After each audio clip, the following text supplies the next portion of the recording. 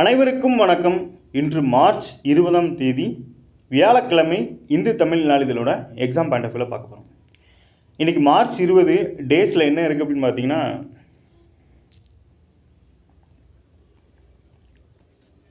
சர்வதேச மகிழ்ச்சி தினமும் இன்றைக்கி தான். அது போக நம்ம ஸ்கூல் புக்கு டேட்டாவில் இருக்கிற வேர்ல்டு ஸ்பேரோ டே, சர்வதேச குருவிகள் தினம். குருவிகள் தினம் ஏன் அப்படின்னா, அதோட அழிவு என்ன அப்படின்னா, அந்த டவர்கள்லாம் யூஸ் பண்ணுறது மூலமாக அது அழிவுகள்லேருந்து பாதுகாக்கிறதுக்கும் அதை மேம்படுத்துறதுக்கும் இந்த டேவை கொண்டாடுறாங்க. என்ன அப்படின்னா, இதை நீங்கள் பார்த்துருப்பீங்க, எந்திரன் படத்துலேயே அந்த பறவைகளோட அழிவை பற்றி நல்லாவே விளக்கியிருப்பாங்க. ஸோ எந்த ஒரு உயிரினமும் அதை அது அழிவுலேருந்து பாதுகாக்கிறதுக்காக வேர்ல்டில் ரெட் கார்டு லிஸ்ட்னு ஒன்று வச்சுருக்காங்க. ஸோ அந்த மாதிரி குருவிகளை பாதுகாக்கிறதுக்காக இந்த குருவிகள் தினம் கொண்டாடிட்டு இருக்காங்க. மார்ச் 20 ஸ்கூல் புக்கில் இருக்குது. அதுபோக சர்வதேச மகிழ்ச்சி தினமாகவும் கொண்டாடிட்டு இருக்காங்க.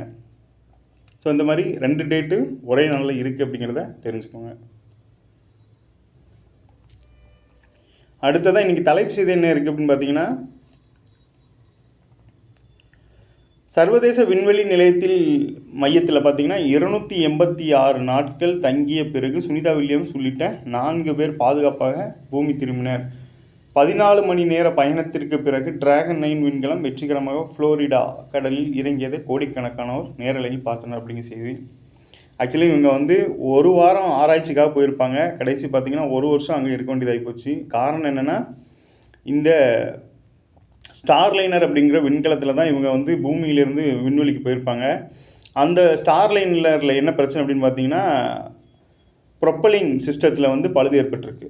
ப்ரொப்பலிங் அப்படிங்கிறது அந்த இதோட பகுதி, அதில் பழுது ஏற்பட்டதுனால அவங்க பூமி திரும்ப முடியாத சிக்கல் இருந்துச்சு. இந்த நிலைமையில் டிராகன் 9 அப்படிங்கிற விண்கலம் இவங்களை திருப்பி கூட்டிகிட்டு வந்திருக்காங்க பூமிக்கு அப்படிங்கிற செய்தியை தான் இன்றைக்கி தலைப்பு செய்தியை கொடுத்துருக்காங்க. இவங்கள பற்றி பார்க்கும்போது பார்த்திங்கன்னா, இதுக்கு முன்னாடி இவங்க ஏற்கனவே பார்த்தோன்னா தொடர்ச்சியாக இவங்களை பற்றி பார்த்துட்டு வரோம். இவங்க இந்தியா வம்சாவளியை சேர்ந்த அமெரிக்க விண்வெளியாளர் அப்படிங்கிறத பார்த்துருப்போம். இதுக்கு முன்னாடி கல்பனா சாவ்லா அவங்களும் இது மாதிரி விண்வெளிக்கு போயிருப்பாங்க. ஸோ அவங்க என்ன பண்ணியிருக்காங்க அப்படின்றத லைட்டாக பார்த்துருப்போம். இவங்க தான் கல்பனா சாவ்லா, பார்த்துருப்பீங்க. கல்பனா சாவ்லா பார்த்திங்கன்னா 1962 மார்ச் 17 பிறந்திருக்காங்க. ஒரு இந்திய அமெரிக்க விண்வெளி வீராங்கனை மற்றும் விண்வெளி பொறியாளர். அவர் விண்வெளிக்கு பறந்த முதல் இந்திய வம்சாவளி பெண்மணி ஆவார். இப்போ இவங்க என்ன சாதனை படைச்சிருக்காங்கன்னு பார்த்தீங்கன்னா, சுனிதா வில்லியம்ஸ் விண்வெளியில் அதிக நாட்கள் தங்கிய இந்திய வம்சாவளி பெண் அப்படிங்கிற ஒரு சாதனை படைச்சிருக்காங்க. கல்பனா சாவ்லா பார்த்திங்கன்னா விண்வெளியில் பறந்த முதல் இந்திய வம்சாவளி பெண் அப்படிங்கிற சாதனை படைச்சிருக்காங்க. சாவ்லா சிறு வயதிலிருந்து விண்வெளி பொறியியல் ஆர்வத்தை வெளிப்படுத்தியிருக்காங்க. இவங்க பஞ்சாப் பொறியியல் கல்லூரியில் தான் படிச்சிருக்காங்க. அடுத்ததாக பார்த்தோன்னா, இவங்களோட இறப்புக்கு காரணமான அந்த இதை ஒரு கொலம்பியா பேரழிவு அப்படின்னு சொல்கிறாங்க. இவங்க ஃபஸ்ட்டு பார்த்திங்கன்னா 1997 விண்வெளி ஓட்டத்தில் ஒரு மிஷனோட நிபுணராக இருந்திருக்காங்க. அப்புறம் பின்னால் 2003 பார்த்திங்கன்னா விமானம் 2003ஆம் ஆண்டு STS-107 இருந்து கொலம்பியாவின் இறுதி விமானமாகவும் பிப்ரவரி 1, 2003 அன்று பூமியின் வளிமண்டலத்தில் விண்கலம் மீண்டும் நுழையும் போது சிதைந்தது. விண்வெளி ஓடம் கொலம்பியா பேரழிவில் இறந்த 7 பேர் அந்த இதில் இருந்திருக்காங்க. அது ஒரு இது மாதிரி இருக்கும், ஒரு கியூப் மாதிரி, ஒரு கோன் மாதிரி இருக்குது. அதாவது 3D முக்கோணம் மாதிரி இருக்கும். அது உள்ள 7 பேர் இருந்திருக்காங்க. 7 பேருமே இறந்துருக்காங்க. அதை என்ன சொல்கிறாங்க அப்படின்னு பாருங்கள், கொலம்பியா பேரழிவு. அதாவது அப்போ கல்பனா சாவ்லாவோட தொடர்புடைய அந்த பேரழிவோட பேர் பார்த்திங்கன்னா கொலம்பியா பேரழிவு அப்படிங்கிறத ஞாபகம் வச்சுக்கோங்க. ஸோ அதுக்கப்புறம் அவங்கள கௌரவிச்சு பதக்கங்களும் நிறைய பாராட்டுகளும் வழங்கியிருக்காங்க. இதில் நாசா 2 விருதும் காங்கிரஸ் விண்வெளி பதக்கமும் கொடுத்துருக்காங்க அமெரிக்காவிலேருந்து. ஸோ இது மாதிரி இப்போ இவங்களை சுனிதா வில்லியம்ஸ் பற்றி பார்க்கும்போது ஏற்கனவே சாதனை படைத்த கல்பனா சாவ்லாவை பற்றி தெரிஞ்சுக்கிறது ரொம்பவே நல்லது. ஸோ அவங்களோட இறப்பு பார்த்திங்கன்னா 2003 பிப்ரவரி 1 நடந்திருக்கு. அடுத்ததாக பார்த்தோன்னா, ஸோ இந்த மாதிரி நியூஸ்லாம் பார்த்திங்கன்னா தொடர்ச்சியாக வர்றதுனால நம்ம அப்டேட் பண்ணுறது ரொம்ப வசதியாக இருக்கும். இப்போ இது சம்மந்தமாக நம்மளுக்கு கேட்குறதா இருந்தால் என்ன மாதிரி கேட்பாங்க அப்படின்னா, சுனிதா வில்லியம்ஸ் பூமியிலிருந்து அவங்க விண்வெளிக்கு போன அந்த விண்கலத்தோட பேர் என்னன்னு கேட்பாங்க. ஸ்டார்லைனர் அது பேர். அவங்கள திருப்பி மீட்டுட்டு வந்த அந்த விண்கலனோட பேர் என்னன்னு கேட்பாங்க. ஃபால்கன் 9. ஃபால்கன் 9ங்கிறது இந்த ராக்கெட்டோட பேர், அதில் இருந்து விண்கலத்தோட பேர் டிராகன் 9 அப்படிங்கிறத தெரிஞ்சுக்கோங்க. இந்த மாதிரி தான் கேள்வி கேட்கலாம். இங்கே ஒரு நியூஸ் பாருங்கள், இது ஜென்ரலாக தெரிஞ்சுக்க வேண்டியது. என்ன சொல்லியிருக்காங்கன்னா, அரசு ஊழியர்கள் பணிக்கு வராவிட்டால் சம்பளம் இல்லை, தலைமைச் செயலாளர் எச்சரிக்கை, போராட்டங்களை அறிவிக்கும் சங்கங்கள் அப்படின்னு சொல்லி கொடுத்துருக்காங்க.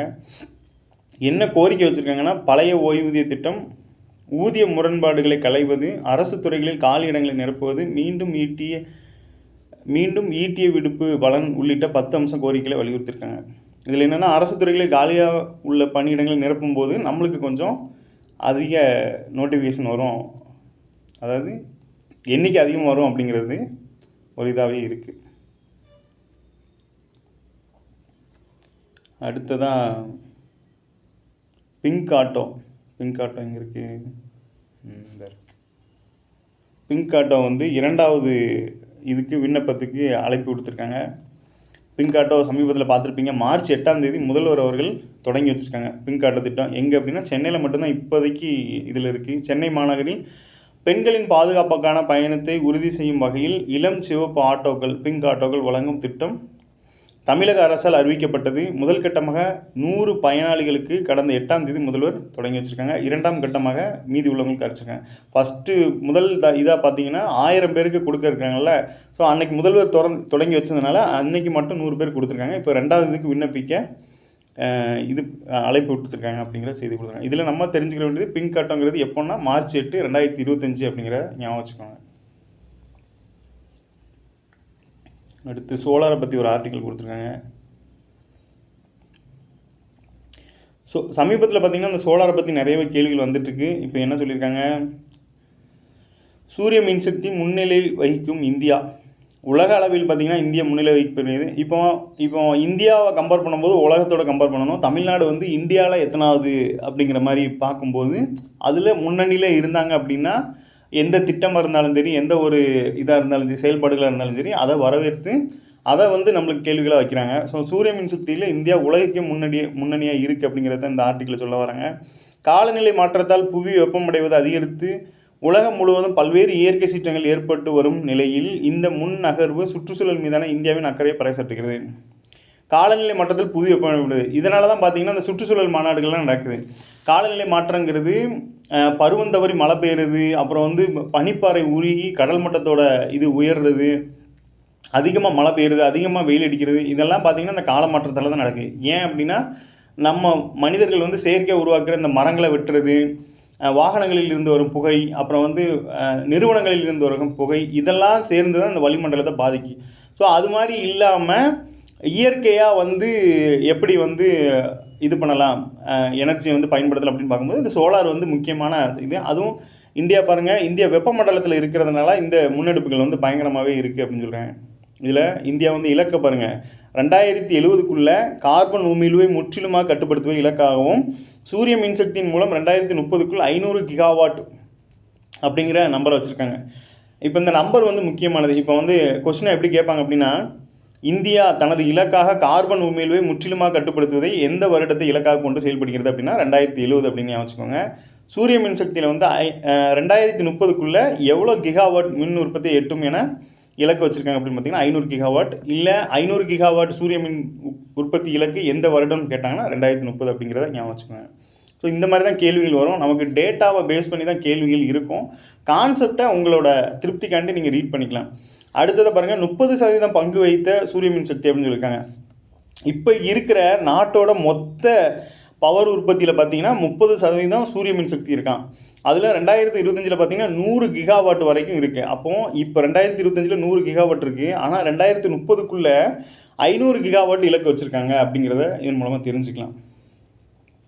அடுத்ததாக பார்த்தீங்கன்னா, இந்த சூரிய மின்சக்தி உற்பத்தியில் 71% 3 ஸ்டேட் மட்டும் பங்கு கொள்கிறாங்க. அதில் நம்ம தமிழ்நாடு இருக்கிறதுனால இந்த மாதிரி சார்ந்த டேட்டாக்களை முக்கியமாக பார்த்துக்கோங்க. ஏன்னா ராஜஸ்தான் வந்து பாலைவன பகுதி அப்படிங்கிறதுனால அங்கே சோலார் ப்ராஜெக்டை வந்து ரொம்பவே இம்ப்ளிமெண்ட் பண்ணுறாங்க. அதுக்கு அடுத்தபடி குஜராத், அதுக்கு அடுத்தபடி தமிழ்நாடு கொடுத்துருக்காங்க. அப்போ 71% இந்த 3 மாநிலங்கள் மட்டுமே வழங்குறதுனால, தமிழ்நாடு சார்ந்து இருக்கிறதுனால இதை அதிக முக்கியத்துவம் கொடுத்து படிச்சிருங்க. அடுத்ததாக ஒரு யோஜனா பற்றி கொடுத்துருக்காங்க. என்னென்னா பிரதமரோட சூரியகர் முப்தி பிஜிலி யோஜனா அப்படின்னு ஒன்று. இந்த திட்டத்தோட நோக்கம் என்னென்னு பார்த்தீங்கன்னா, வீட்டு கூரைகளில் சூரிய மின் தகடுகளை பதிக்க நிதி உதவி வழங்குவது அப்படின்னு கொடுத்துருக்காங்க. இந்த திட்டத்தோட வருடம் தெரிஞ்சால் கமெண்ட்டில் போட்டு விடுங்க. ஸோ இதோட நோக்கம் இதில் கொடுத்துட்டாங்க. இதோட வருடம் மட்டும் தெரிஞ்சது அப்படின்னா, ஏன்னா சூரியக்கர் அப்படிங்கிறது நமக்கு சோலார் மாதிரி தெரிஞ்சிடும். ஸோ வீட்டு கூரைகளில் சூரிய மின் தகடுகளை பதிக்க நிதி உதவி வழங்குவது, ஸோ மானிய விலையில் வழங்குறது. இதோட வருடம் தெரிஞ்சதாக மட்டும் கமெண்ட்டில் டைப் பண்ணுங்கள். ஸோ அடுத்து இதுபடி இதோட இலக்கு எவ்வளோன்னு பார்த்தீங்கன்னா, 1 கோடி வீடுகளில் இந்த பேனலை மாற்றுறது தான் இதோட இலக்காக இருக்குது. ஸோ இது வரைக்கும் 7 லட்சம் வீடுகளில் இந்த திட்டம் செயல்படுத்தப்பட்டதாக அரசு வந்து சொல்லியிருக்காங்க. இந்தியா போன்ற வெப்பமண்டல நாடுகள், ஏன் வெப்பமண்டலம் சொல்கிறாங்க அப்படின்னா, பூமத்திய ரேகையை ஒட்டி அதிகமாக வெப்பம் இருக்கும். சூரியனோட தாக்கம் வந்து அதிகமாக இருக்கும். சூரியன் வந்து கொஞ்சம் பக்கத்தில் இருக்க மாதிரி இருக்கும். நம்ம பூமத்திய ரேகையிலிருந்து 8 டிகிரியில் நம்ம கன்னியாகுமரி வந்து ஸ்டார்ட் ஆகுது. ஸோ அப்போது நம்ம பூமத்திய ரேகையிலிருந்து ரொம்ப பக்கத்தில் இருக்கிறதுனால நம்ம வந்து வெப்பமண்டல பகுதியாக இருக்கும் அப்படிங்கிறத தெரிஞ்சுக்கலாம். ஸோ அதனால் நம்ம நாட்டில் வந்து சூரிய மின்சக்தி திட்டத்தை வந்து செயல்படுத்துறது சிறப்பாக அமையுது அப்படிங்கிறத சொல்லியிருக்காங்க. இந்த சூரிய மின் தகடுகளை இப்போ வந்து நம்ம படித்தவங்களுக்கு சில விஷயங்களுக்கு தெரியும், இந்த சோலாரால் எவ்வளோ பெனிஃபிட் இருக்குது அப்படிங்கிறது. ஸோ கிராமத்தில் உள்ளவங்களுக்கும் இது பற்றின விழிப்புணர்வு ஏற்படுத்தும் போது அது பெரிய அளவில் வந்து தாக்கத்தை ஏற்படுத்தும் அப்படிங்கிறது தான் அரசு விழிப்புணர்வு ஏற்படுத்துவதோடு இதில் இருக்கும் நடைமுறை சிக்கலையும் வந்து களைய வேண்டும் அப்படின்னு சொல்லியிருக்காங்க. ஸோ இது இந்த ஆர்டிக்கல் மெயினாக அந்த நம்பர்ஸில் உள்ள டேட்டாவை மட்டும் நோட் பண்ணிக்கோங்க. நிறைய கொஸ்டின்ஸ் ப்ரீவியஸ் இயரில் பார்த்தீங்கன்னா இந்த சோலாரை பற்றி நிறைய வந்துக்கிட்டே இருக்குது. அதுவும் தமிழ்நாட்டில் பெரிய ப்ராஜெக்ட் எது அந்த மாதிரிலாம் கேட்டுட்ருக்காங்க. ஸோ அது சார்ந்து படிச்சுக்கோங்க. இப்போது கல்பனா சாவ்லா பற்றி பார்க்கும்போது அவங்க வந்து அந்த விண்கலனோட பேர் கொடுத்துருந்தாங்க. ஸோ அது வந்து இந்த மாதிரி தான் இருக்கும். இந்த விண்கலன் வந்து அந்த கியூபு கோணம் மாதிரி இருக்கும். ஸோ இது பேர் தான் இந்த டிராகன் 9 அப்படிங்கிறத கொடுத்துருக்காங்க. இது வந்து பார்த்திங்கன்னா அந்த சுற்றி கருப்படிச்சிருக்கிறது என்னென்னா, வளிமண்டலத்துக்குள்ளே வரும்போது அது வந்து பயங்கர வெப்பமாக இருக்கும். ஸோ அதை தாங்குகிற அளவுக்கு அதில் வந்து மெட்டல்ஸ் யூஸ் பண்ணியிருப்பாங்க. அவங்களோட கல்பனா சாவ்லா அவர்களோட அந்த விண்கலம் பார்த்திங்கன்னா வரும்போது அதில் தான் சின்ன கோளாறு ஏற்பட்டு அவங்க இறக்க வேண்டிய நிலைமை ஆகிப்போச்சு. ஸோ இது மாதிரி இந்த இமேஜஸ் பார்த்து நீங்கள் படிக்கும்போது கொஞ்சம் உங்கள் மைண்டில் நிற்கும், விஷுவல் லேர்னிங்காக அது அமையும் அப்படிங்கிறது தான் இதோட இது. ஸோ இவங்களை பற்றி A to Z கொடுத்துருக்காங்க. நமக்கு எக்ஸாம் பாயிண்ட் ஆஃப் வியூவில் பார்த்தீங்கன்னா அந்த விண்கலனோட பேர்களை மட்டும் மெயினாக படித்து வச்சுக்கோங்க. அந்த இதுக்குள்ளே இருக்கிற அமைப்பு வந்து இந்த மாதிரி தான் இருக்குது. ஸோ அதையும் கொடுத்துருக்காங்க.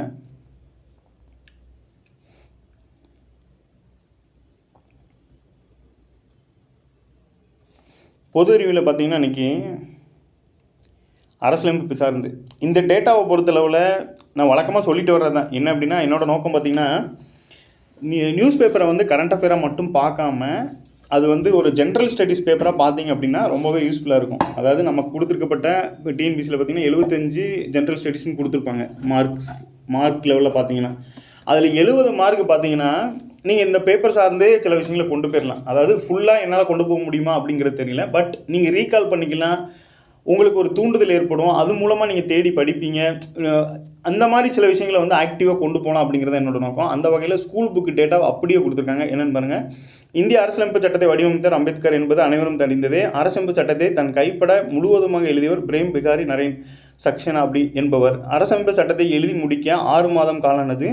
அந்த கைப்பிரதிகள் புகைப்படமாக்கப்பட்டு டேராடூனில் உள்ள இந்திய புவியியல் நிறுவனத்தில் காட்சிக்கு வைக்கப்பட்டுள்ளன அப்படிங்கிற செய்தி கொடுத்துருக்காங்களா. இது அப்படியே ஸ்கூல் புக்கில் எங்கே இருக்குன்னு லைட்டாக பார்த்து வந்துடுவாங்க.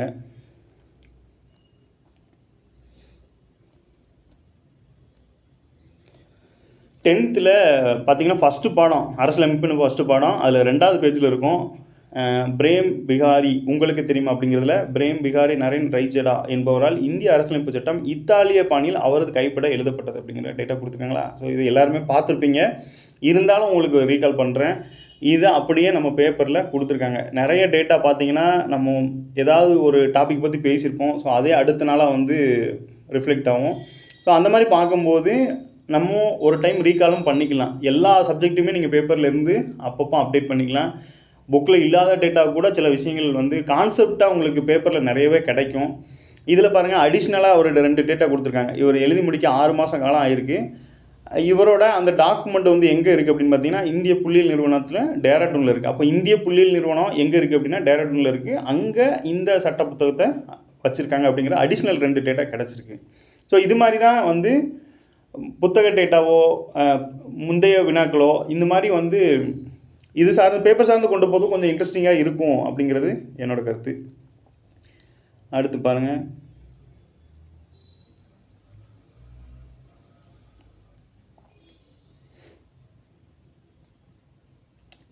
எலெக்ஷன் ஓட்டர் ஐடியை வந்து ஆதாரோடு இணைக்கிறதுக்கு தேர்தல் ஆணையம் வந்து பேசிகிட்டு இருக்காங்க. நம்ம பாருங்கள், தலைமை தேர்தல் ஆணையம் தகவல் அப்படிங்கிற செய்தியாக தேர்தல் சம்மந்தமாக நம்ம கேள்விகள் வந்துட்டு இருக்கிறதுனால அது சார்ந்த கரண்ட் அஃபேர் கொஞ்சம் பார்த்துக்கிறது நல்லது. ஸோ இதில் 2 இமேஜ் கொடுத்துருக்காங்க, ஒன்று ஆதார், இன்னொன்று எலெக்ஷன் ஐடி. இப்போ இது சம்மந்தமாக நம்ம கொஞ்சம் பார்க்க வேண்டியது இருக்குது, கொஞ்சம் ப்ரீஃபாகவே பார்த்துடலாம். இப்போ என்ன சொல்கிறாங்க அப்படின்னா, வாக்காளர் புகைப்பட அடையாள அட்டை அப்படின்னு சொல்லி என்ன கொடுத்துருக்காங்க, இபிஐசி அப்படின்னு ஒன்று கொடுத்துருக்காங்க. இபிஐசி அப்படிங்கிறதுக்கு அப்ரிவேஷன் பார்த்துடலாம். அடுத்து ஆதாரை இணைப்பது தொடர்பாக UIDAI அப்படின்னு ஒன்று கொடுத்துருக்காங்க. ஸோ 2க்கும் அப்ரிவேஷன் பார்த்துட்டு இது எப்போ வந்தது அப்படிங்கிறத கொண்டு பார்த்துடலாம். அடுத்து கீழே என்ன கொடுத்துருக்காங்கன்னா, இதில் ஒரு ஆக்ட் கொடுத்துருக்காங்க. என்ன, மக்கள் பிரதிநிதித்துவ சட்டப்பிரிவு 326 மற்றும் இது தொடர்பான உச்சநீதிமன்ற தீர்ப்புகளின் அடிப்படையில் கீழ். சமீபத்தில் என்ன பிரச்சனை அப்படின்னா, எதிர்க்கட்சி சார்பாக வந்து ஒரு குற்றச்சாட்டு வச்சாங்க. அதாவது மகாராஷ்டிராவில் இருக்கிற ஒருத்தருக்கும் வெஸ்ட் பெங்காலில் இருக்கிற ஒருத்தருக்கும் பார்த்தீங்கன்னா ஒரே ஓட்டர் ஐடி நம்பர் இருக்குது, அது வந்து சர்ச்சையை ஏற்படுத்துது அப்படிங்கிற நிலமையில் இதே தேர்தல் ஆணையம் வந்து கவனத்தில் எடுத்து இது சம்மந்தமாக வந்து மறுபரிசீலனை செஞ்சிட்ருக்காங்க. இப்போ இந்த வகையில் இந்த 2 விஷயமும் உள்ளே வருது. என்னது, இபிஐசி அப்படிங்கிறது UIDAI அப்படிங்கிறதும். இதில் மக்கள் பிரதிநிதி சட்டங்கிறது நமக்கு முக்கியமானது. ப்ரீவியஸ் இயர் கொஸ்டின்ஸில் பொறுத்துக்களை கேட்டிருக்காங்க. மக்கள் பிரதிநிதி சட்டம் எந்த வருஷம் அப்படின்னு சொல்லி ஆப்போசிட்டில் 1951 அப்படிங்கிறத வச்சுருந்துருக்காங்க. அதோட சட்டப்பிரிவு 326 அப்படிங்கிறத சொல்கிறாங்க.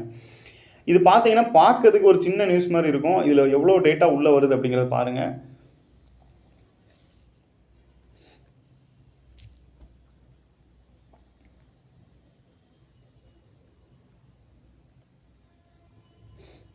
ஃபஸ்ட்டு UIDAI இது கடந்து வந்த பாதையை பார்த்துருவோம்.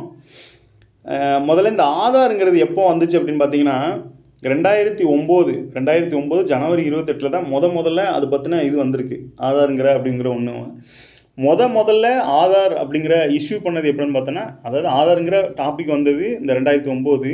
அதை இஷ்யூ பண்ணது எப்போன்னு பார்த்தீங்கன்னா 2010 செப்டம்பர் 29 தான் ஃபஸ்ட்டு ஆதாரை இஷ்யூ பண்ணியிருக்காங்க. சரியா, இது எப்படி எடுத்துக்கலாம் அப்படின்னா, ஒரு சட்டம் இயற்றப்படுறது எப்போ, அது நடைமுறைக்கு எப்போ அப்படின்னு பார்க்கும்போது இந்த 2009ங்கிறது ஆதார் கொண்டு வரப்பட்டது, 2010 செப்டம்பர் 29ங்கிறது முதல்ல இஷ்யூ பண்ண டேட்டு. அடுத்ததை பார்த்திங்கன்னா, இந்த ஆதார் கொண்டு வரும்போது அது ஒரு முறைப்படுத்தலை, அது வந்து சும்மா கொண்டு வந்திருப்பாங்க. அதை முறைப்படுத்தப்பட்டது வந்து ஒரு சட்டத்தின் மூலமாக முறைப்படுத்தியிருப்பாங்க அந்த வருடம். ஃபஸ்ட்டு இந்த UIDAI அப்படிங்கிறத பாருங்கள், the unique identification authority of India அப்படிங்கிறத சொல்கிறாங்க.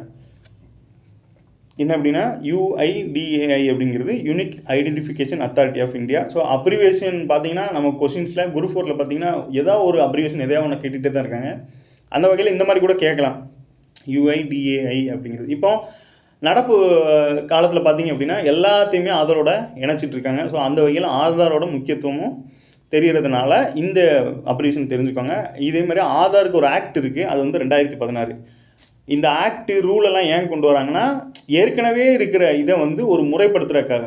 சில விஷயங்கள் அதில் மென்ஷன் பண்ணுவாங்க, சில விஷயங்களை திருத்தம் பண்ணுவாங்க. இந்த மாதிரி பண்ணும்போது அது வந்து ஒரு ஸ்ட்ரக்சரபுளாக இருக்கும் அப்படிங்கிறதுக்காக இந்த ஆக்ட் வந்து பின்னாளில் கொண்டு வந்திருக்காங்க. எப்போ 2009-10 அது கொண்டு வரப்பட்டு 6 வருஷம் கழித்து வந்து ஆக்ட் கொண்டு வந்திருக்காங்க. ஸோ இதை தான் இதில் கொடுத்துருக்காங்க. அடுத்து எலெக்ஷன் கமிஷன் பற்றி ஒன்று பார்த்துருவோம். இங்கே பாருங்கள், இபிஐசின்னு ஒன்று சொன்னோன்னா அதோட அப்ரிவேஷன் பாருங்கள், எலெக்ஷன் ஃபோட்டோ ஐடென்டி கார்டாம். அது இப்போ நம்ம தேர்தல் சம்மந்தமாக இருக்கிறதுனால இபிஐசிங்கிறது அதோட அப்ரிவேஷன் என்னென்னா எலெக்ஷன் ஃபோட்டோ ஐடென்டி கார்டு. ஆமாம், நம்ம அந்த இதில் பார்த்தீங்கன்னா ஓட்டர் ஐடியில் பார்த்தீங்கன்னா நம்ம ஓட்டர் ஐடின்னு தான் அதை சொல்கிறோம், ஆனால் அதுக்கு முழுமையான பேர் என்னென்னா எலெக்ஷன் ஃபோட்டோ ஐடென்டிட்டி கார்டு அப்படிங்கிறத தெரிஞ்சுக்கோங்க. அடுத்து இந்த மக்கள் பிரதிநிதி சட்டம். இந்த மக்கள் பிரதிநிதி சட்டம் ஓல்டு கொஸ்டினில் கேட்டிருக்காங்க. இது பற்றி கொஞ்சம் பேசணும் அப்படின்னா, இந்த மக்கள் பிரதிநிதிகளாக இருக்கிற எம்எல்ஏ எம்பிஸ்லாம் பார்த்தீங்கன்னா அவங்களுக்கு சில தண்டனைகள் வழங்குவாங்க, அவங்க பதவியை பறிப்பாங்க. அவங்கள நம்ம தேர்ந்தெடுக்கிறதே இந்த சட்டத்தின் மூலமாக நம்ம தேர்ந்தெடுக்கிறோம். 18 வயது பூர்த்தி அடைந்த அனைவரும் ஓட்டு போட்டு நம்ம தேர்ந்தெடுக்கிறதே இந்த சட்டத்தின் மூலமாக தான் தேர்ந்தெடுக்கிறோம். ஸோ இந்த சட்டத்தை பற்றி ஒரு ஒரு இன்ட்ரோ கொடுத்துருக்காங்க. மக்கள் பிரதிநிதி சட்டம் 1951 என்பது இந்திய நாடாளுமன்றத்தின் ஒரு சட்டமாகும். இந்த சட்டத்தை நாடாளுமன்றத்தில் இந்திய சட்ட அமைச்சர் டாக்டர் B.R. அம்பேத்கர் இந்தியாவின் முதல் பொது தேர்தலுக்கு முன் இந்திய அரசியலமைப்பின் 307வது பிரிவின் கீழ் தற்காலிக நாடாளுமன்றத்தில் அறிமுகப்படுத்தப்பட்டு சட்டம் இயற்றப்பட்டது. பார்த்தீங்களா? அதாவது அரசியலமைப்பு வர்றதுக்கு முன்னாடி இந்த இது எந்த பிரிவோட தொடர்புபடுத்தப்பட்டிருக்கு அப்படின்னா இந்திய அரசியலமைப்பின் 307வது பிரிவு. நம்ம அந்த எலெக்ஷன் ஓட்டர் ஐடி படி மக்கள் பிரதிநிதி சட்டம் 326 கொடுத்துருந்தாங்க. ஆனால் அதுக்குள்ளே போய் பார்க்கும்போது அது இந்திய அரசியலமைப்போட 327வது பிரிவை வந்து தொடர்புபடுது. இது மாதிரி 1 by 1 பார்த்தீங்கன்னா எடுக்க போய்கிட்டே இருக்கும். ஆனால் நமக்கு எக்ஸாம் பாயிண்ட் ஆஃப் வியூ என்ன கேட்பாங்க அப்படின்னா இந்த கான்செப்டை கேட்க மாட்டாங்க, அதில் உள்ள டேட்டாஸ் மட்டும் கேட்பாங்க. இப்போது நம்ம வந்து இந்த மக்கள் பிரதிநிதி சட்டம் வந்து பிரிவு 327 தொடர்புபடுத்தினால இந்த 327 என்னங்கிறத லைட்டாக பார்த்துரும். இங்கே பாருங்கள், அரசியலமைப்பு சட்டத்தின் 327 என்ன சொல்லுது அப்படின்னா சட்டமன்ற தேர்தலுக்கு தொடர்பான ஏற்பாடுகளை செய்ய நாடாளுமன்றத்துக்கு உள்ள அதிகாரம். ஏன் சட்டமன்ற தேர்தலில் தொடர்பான ஏன் அது வருது அப்படின்னா அங்கே பாருங்கள், மக்கள் பிரதிநிதி சட்டம். மக்கள் பிரதிநிதி சட்டத்தில் நம்ம தான் மக்களாகிய நம்ம வந்து அவங்கள தேர்ந்தெடுக்கிறோமா, அப்போ தேர்தல் தொடர்பான விஷயங்களையும் அது சொல்கிறதுனால அந்த மக்கள் பிரதிநிதி சட்டத்தில் இந்த ஆர்டிகல் 327 கோட் பண்ணியிருக்காங்க. இந்த அரசியலமைப்பின் விதிகளுக்கு உட்பட்டு நாடாளுமன்றம் அவ்வப்போது சட்டமன்றம் மூலம் நாடாளுமன்றம் அல்லது ஒரு மாநிலத்தின் சட்டமன்றத்திற்கு அல்லது சட்டமன்றத்திற்கு நடைபெறும் தேர்தல்கள் தொடர்பான அல்லது அனைத்து விஷயங்களையும் வாக்காளர் பட்டியல்களை தயாரித்தல் தொகுதிகள் இது எல்லாமே இந்த தேர்தல் தொடர்பான எல்லாமே இந்த ஆர்டிகல் 327 தான் வருது. இப்போ ஒரு விஷயம் நடக்கு அப்படின்னு பார்த்தீங்கன்னா அதை நேரடியாக கேள்வியாக கேட்க மாட்டாங்க, அது சம்மந்தமாக உள்ள டேட்டாவை கேள்வியாக கேட்குறதுக்கு அதிகமான வாய்ப்புகள் இருக்கிறதுனால இந்த மக்கள் பிரதிநிதித்துவ சட்டம் தொடர்பான இந்திய அரசியலமைப்பில் இந்த பிரிவு 327 அப்படிங்கிறத தெரிஞ்சுக்கலாம். இப்போ வாங்க, இப்போ இந்த 327 இதை சொல்லிருச்சா, நாடாளுமன்றம் மற்றும் மாநில சட்டப்பேரவை தேர்தலுக்கு நடத்துவதற்கு 1950ஆம் ஆண்டு மக்கள் பிரதிநிதி சட்டம் இயற்றப்பட்டது. இதனைத் தொடர்ந்து 1950ஆம் ஆண்டில் இச்சட்டத்தின் விதிமுறைகள் வெளியிடப்பட்டது. பார்த்தீங்களா, சட்டம் இயற்றப்பட்டது, அப்புறம் விதிமுறைகள். இப்போ விதிமுறைகள் வரும்போது தான் அது ஒரு முழுமை பெறுறதுனால நம்ம மக்கள் பிரதிநிதி சட்டம் 1951 தான் சொல்லிட்டு இருக்கோம். ஸோ வாக்காளர் பட்டியல் தயாரித்து மற்றும் பட்டியலை திருத்தி அமைப்பது, தேர்தல் தொடர்பான எல்லாத்தையுமே இதுதான் பண்ணுது. இதில் சமீபத்தில் பார்த்தீங்க அப்படின்னா ஒரு மக்கள் பிரதிநிதிக்கு வந்து 2 ஆண்டு தண்டனையை வந்து கோர்ட்டு விதித்த உடனே அவங்க பதவியை ஆட்டோமேட்டிக்காக இந்த சட்டத்தின்படி பறிக்க வேண்டியதாகிருக்கும். கோர்ட்டு வந்து ஒரு மக்கள் பிரதிநிதிக்கு வந்து 2 ஆண்டுகளுக்கு மேலே தண்டனை அறிவிச்சிட்டாங்க அப்படின்னா ஆட்டோமேட்டிக்காக இந்த மக்கள் பிரதிநிதி சட்டத்தின்படி அவங்க இதாகிடுவாங்க. ஸோ திருப்பி சுப்ரீம் கோர்ட்டில் போய் அவங்க முறையிட்டு திருப்பி நான் நிரபராதி நிரூபித்ததுக்கு அப்புறம் தான் அந்த பதவி வந்து அவங்களுக்கு வரும். இது மாதிரி பார்த்திங்கன்னா முக்கியமான விஷயங்கள்லாம் இந்த மக்கள் பிரதிநிதித்துவ சட்டத்தில் இருக்கிறதுனால தான் நம்மளுக்கு சில நேரங்களில் இந்த பொறுத்துகையில் ஸ்டாட்டிக்காகவே கேட்குறாங்க அப்படிங்கிறத தெரிஞ்சுக்கலாம். ஸோ இன்றைக்கி ஓரளவு சொல்லிட்டேன்னு தான் நினைக்கிறேன். ஸோ நன்றி, மீண்டும் நாளை சந்திப்போம்.